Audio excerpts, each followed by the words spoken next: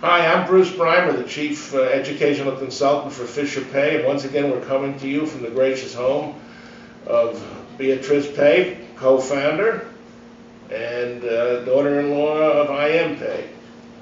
What we offer is a high-touch personalization.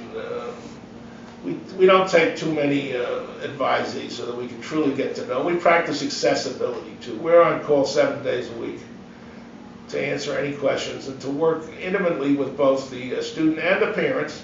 Things have changed dramatically, and they continue to change on the college scene and the boarding school scene and the graduate school scene. And anybody doing this for a calling has to be abreast of fast-changing developments.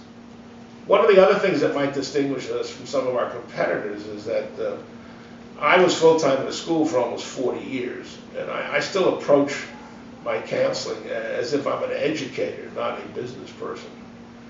The overwhelming preponderance of students who work with us really feel that we did help them make a difference, and we helped them find their voice.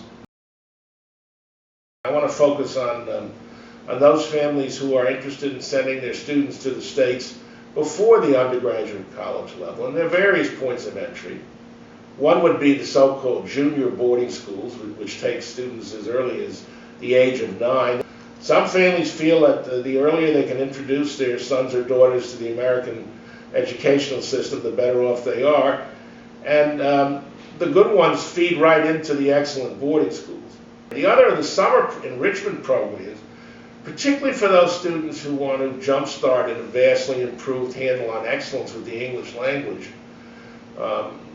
Some of the boarding schools have excellent 6 or 8 week immersion programs, which is a nice way not only to improve both the written and verbal skills in person, but also to get a glimpse of what it's like to come to school in the States.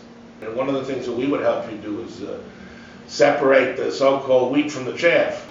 Some of the boarding schools that are not as well known during the regular academic year have some of the best programs. So I think it's really incumbent to have somebody be able to walk you through all the nuances and subtleties. An unfortunate trend in those who advise, I think, is a tendency to lowball their counselees. They're somehow afraid if they encourage them to shoot for the most coveted schools, that if they don't get in, they're going to be blamed. I've always looked at it the other way and taken a positive role on this for a lot of reasons. I think counselors who lowball students don't understand the emotional toil that it takes on the adolescent, particularly. Someone who's really performed well and then has a meeting with an advisor and comes out really crushed, saying, what was the point of me busting my fanny to get A's and do well, and then somehow I'm not appreciated, or they're trying to scare me away? We have no intention of sending anybody on a fool's mission. Sometimes you have to do reality therapy. But if there is a plausible scenario that says there is that you are a viable candidate and that there is some way in which you can be accepted, we think we can maximize your chances. And if the fit is good, then go for it with our support. Always remember, once you apply to a school, you have to assume that you might wind up there. If that does not engender warm and fuzzy feelings, then don't apply. Keep looking.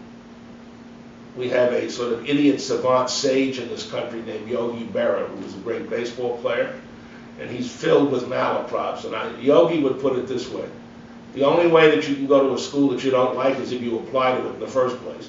Because it's not just getting into a well-respected school, it's getting into the ones where you're going to be able to grow on your own terms, the ones which can cater to your individual specific needs. And we can help you with that.